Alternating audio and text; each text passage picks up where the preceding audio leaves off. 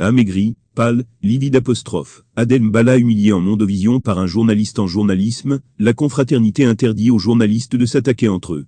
Cette règle, Michel Gatchou n'en a pas tenu compte. Le journaliste sur sa page Facebook plaide pour le remplacement de la présentatrice vedette du journal de 20h30 sur la CRTV, Adel Mbala.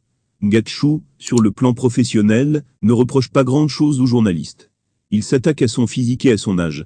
Il invite d'ailleurs le directeur de la CRTV, Charles Ndongo, à se passer d'elle. Vous me pardonnerez ma franchise les amis.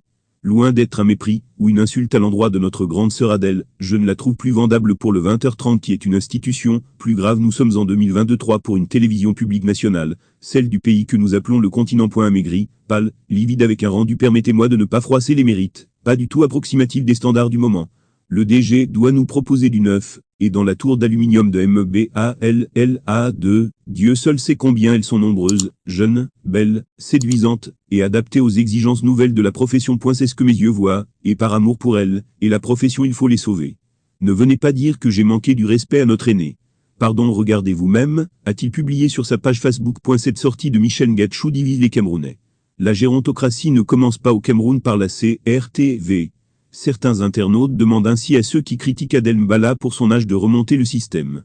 Paul Biya, 90 ans, avec une mobilité réduite et une mémoire défaillante, devrait être le premier à rendre le tablier selon une partie des Camerounais. Gatchou est soutenu par un certain juge Gatt, qui a produit une tribune à cette FFET. Permettez-moi tout d'abord de m'excuser, si mes propos peuvent paraître francs.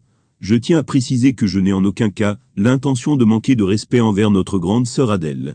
Cependant, en tant que téléspectateur attentif, je ne peux m'empêcher de constater que sa présence à l'écran ne semble plus correspondre aux standards actuels de la profession, notamment pour une émission aussi prestigieuse que le 20h30, qui est une véritable institution. Nous sommes désormais en 2023, et je pense qu'il est temps que notre télévision publique nationale, représentant le pays que nous appelons le continent, se mette à jour.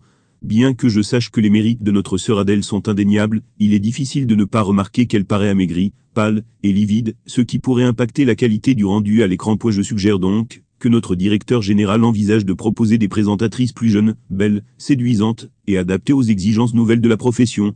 Dans la tour d'aluminium de MBALLA2, je suis sûr que nous pourrions trouver de nombreuses candidates talentueuses et compétentes pour prendre la relève. Je tiens à préciser que mon but n'est pas de manquer de respect à notre aîné, mais plutôt de sauver l'image de notre profession, que j'aime profondément.